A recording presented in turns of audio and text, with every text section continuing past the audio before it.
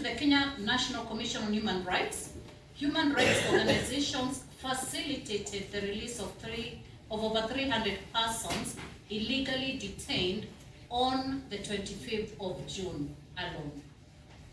As of end of August, the Law Society of Kenya had documented 72 people that had been abducted, released, or were still missing in relation to the protests.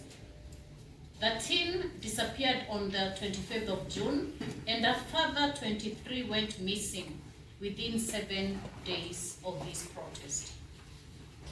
Researchers have researched 3 cases of abductions which may amount to enforced disappearances.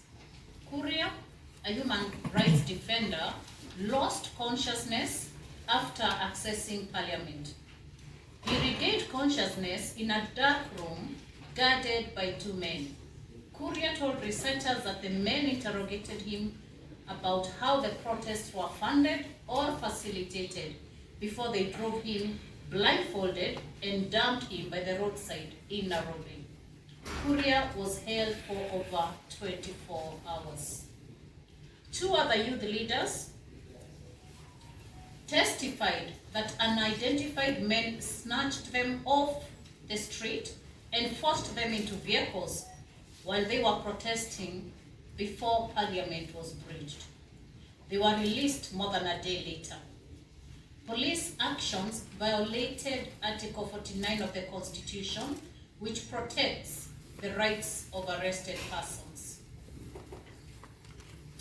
Kenyan authorities must conduct prompt, thorough, and independent investigations into all human rights violations committed in the context of the protests, including the killing of protesters, and hold those responsible fully accountable.